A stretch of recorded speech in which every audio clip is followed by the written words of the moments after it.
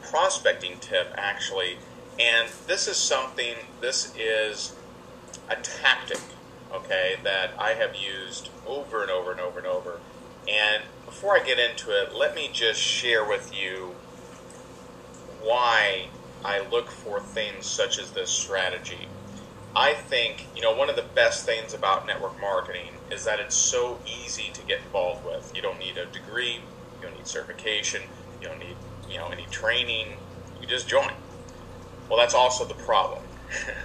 And so there's a lot of poorly or non-trained individuals in the network marketing arena, and that's why people maybe don't like network marketers. A lot of people that aren't in the industry, they get turned off by network marketing.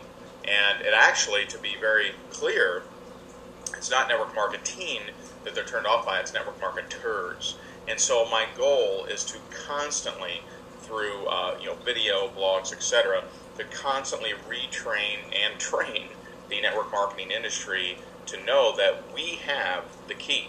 We have the best way to make a fantastic lifestyle. We have residual income. We have the ability to create financial freedom at a time in our world where that is so sorely sought after and found in so few places. Okay, so all of my training is geared toward how to not be annoying, how to not chase people off, how to not burn out your warm market. And so that has led me to develop a set of strategies. One strategy is the indirect hook. Now, people in network marketing companies, they can't help it. They don't teach this kind of thing either. They just teach you to go and call your friends. Are you open to exploring an additional income stream, or do you believe in multiple streams of income? And for most people, that's a little strange. It's a little strange way to talk to people. And so let me give you a way that I've used many, many times. By the way, I'm not just a internet marketer or something like that. I am the number one income earner in my primary company, and been able to earn pretty good income and lifestyle with this industry. And so here's the indirect hook. Let's say that I approach somebody. Let's say I approach someone named John, and we're either in an elevator, we're talking, but we're talking. This is not email messaging, okay? And I'll tell you, all of the big recruiters that you've ever heard of, they're good on the phone, okay? So this may be on a phone conversation.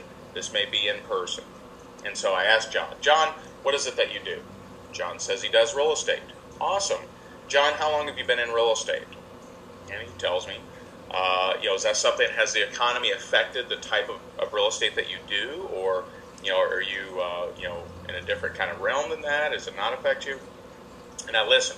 I want John to talk and talk and talk and talk, because it's going to give me a feeling for who John is, for what type of person that he is, and maybe even give me some clues on what his problem or desire areas are.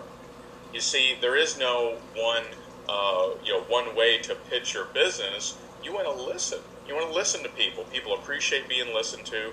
It's actually easier than memorizing some kind of script or something like that. So John, has the economy, it's affected your real estate, and I listen. Now, at some point, it's built into human beings, they want to reciprocate.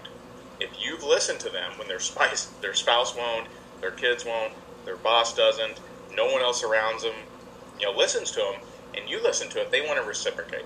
And so at some point, John may ask me, well, Ray, I've been talking all about myself. What is it that you do, Ray? And here's your chance to use the indirect hook. And so let me demonstrate. So it depends, and I say it a little bit differently, but here's one example.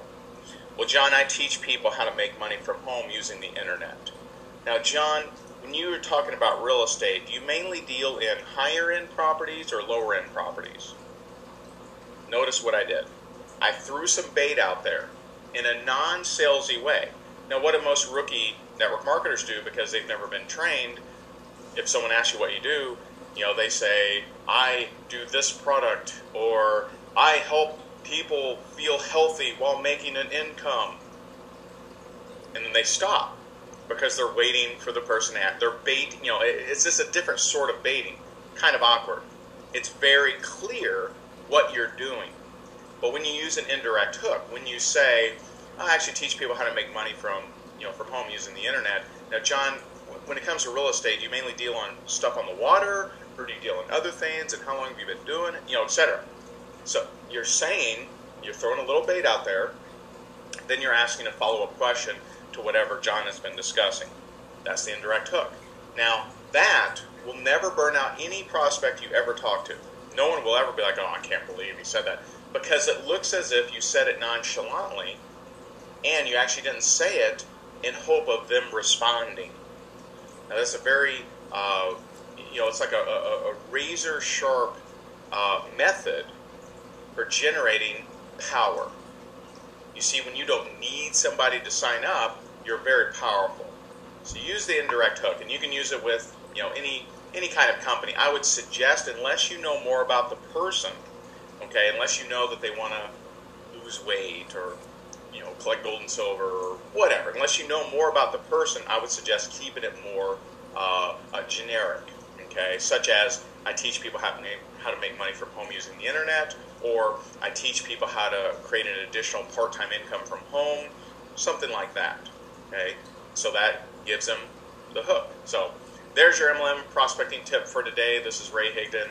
I hope you use this. Hope you test it out.